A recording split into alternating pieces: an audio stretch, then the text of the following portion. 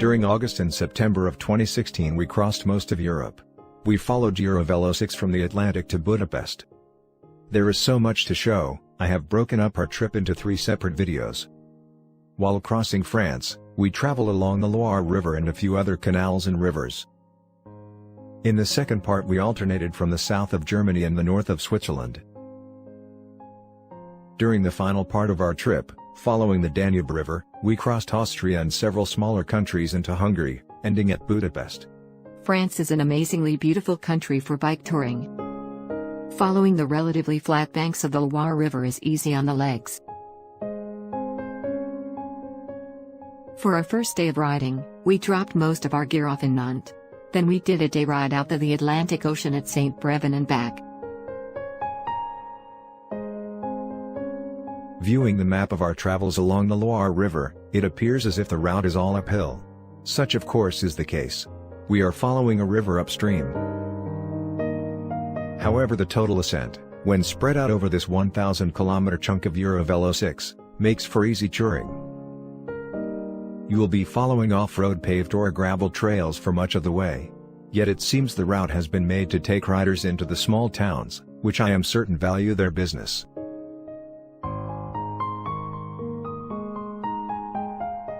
The Loire River is very wide here at its estuary. We hopped the ferry ride across it shortly after St. Brevin.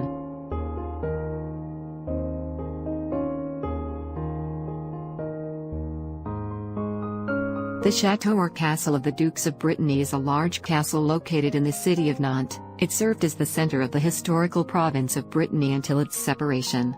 It is located on the right bank of the Loire, which formerly fed its moats. It was the residence of the Dukes of Brittany between the 13th and 16th centuries, subsequently becoming the Breton residence of the French monarchy.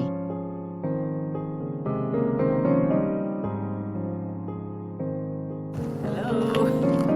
Love this Breton place.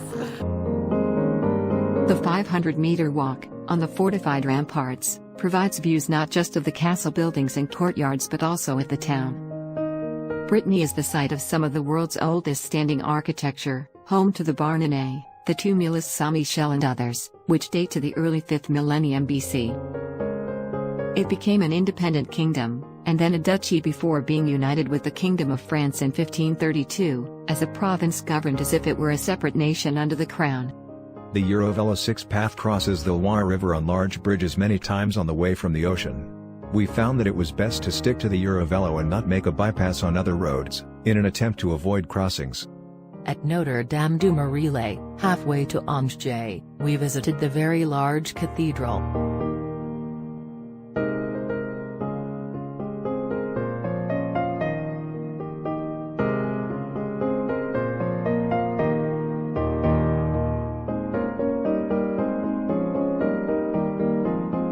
Once at the Château d'Angers, we started getting the idea why this route is known as the Loire Castle route.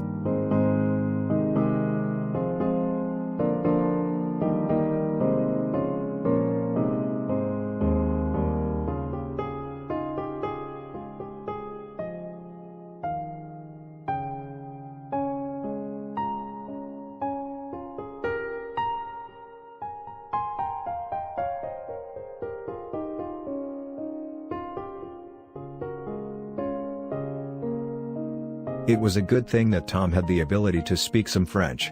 People say everyone speaks English in France, but this is only true in the large cities. People out in the countryside do not understand or speak English.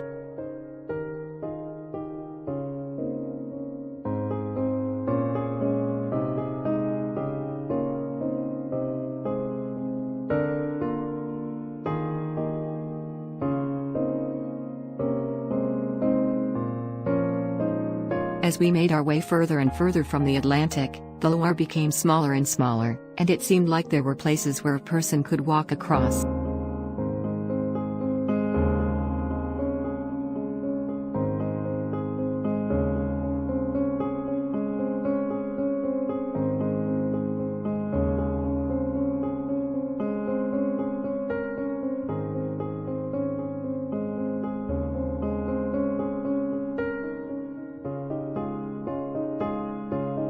At Ambras, guess what?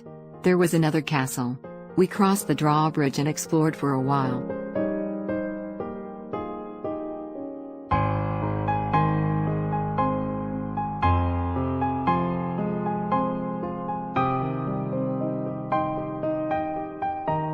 The town of Amboise has the Château d'Amboise, the grand 15th century residence of King Charles VIII, featuring Leonardo da Vinci's tomb, as well as royal chambers, gardens and underground passageways.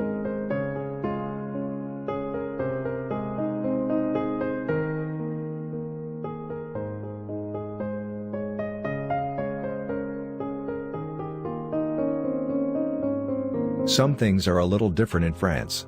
For example, you are not going to find a convenience or variety store on every corner. There is very little junk food. You cannot pick up a Coca-Cola here and there. People eat their dinner much later in France. The restaurants do not open until around 7 at night. And even then, most people are just sipping wine to start. They may eat dinner at 8 or 9 p.m.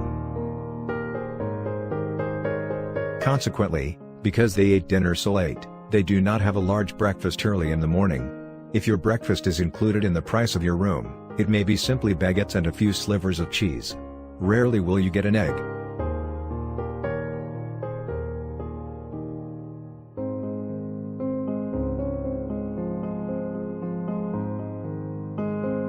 In one of the better restaurants, one of the main courses was cheval. I didn't order that.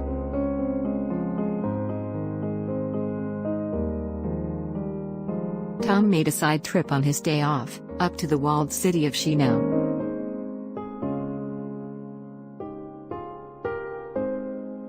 In France, drivers are supposed to stay at least 1.5 meters away from bikes.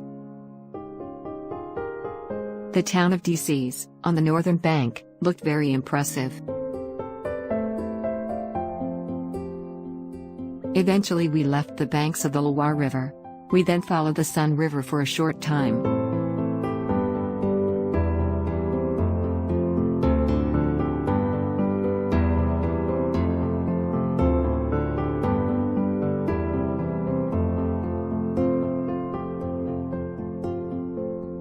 Of course, there were times when we found ourselves in cyclist heaven. Their bakeries, boulangerie, are absolutely incredible.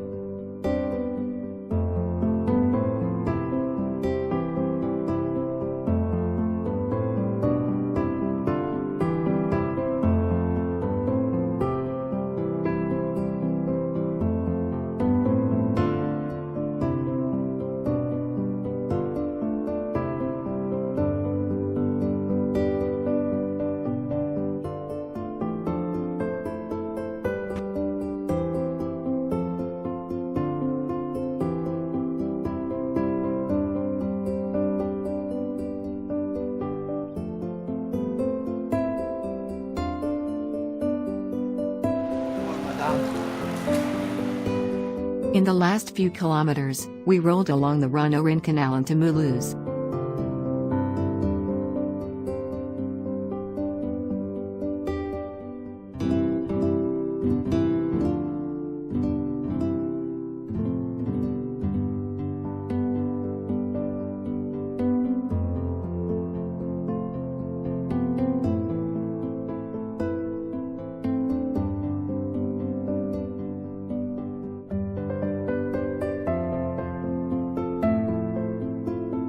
At times the temperature got to plus 40 C. We were tempted to cool off under this waterfall curtain.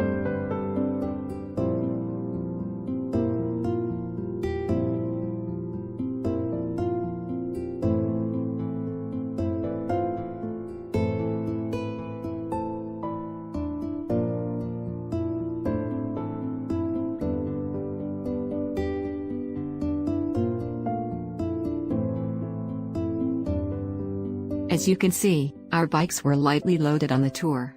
We appreciated this more later on, when we got to Switzerland and Austria.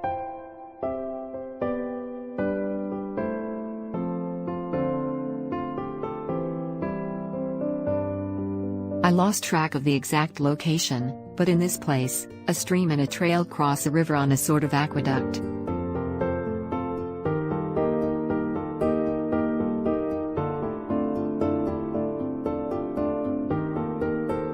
This was the right trail to follow.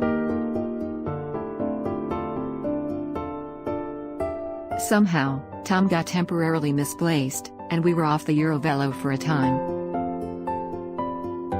One of the national emblems of France, the coq gallois, the Gallic rooster, decorated French flags during the Revolution.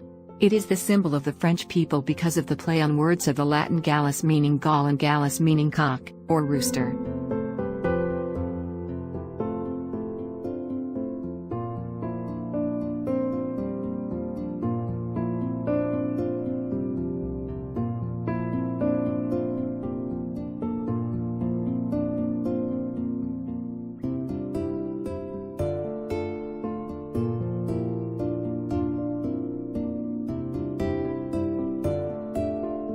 Thanks for watching our bike touring video. The next video to watch in this Eurovelo 6 series is called Eurovelo 6, Crossing Germany.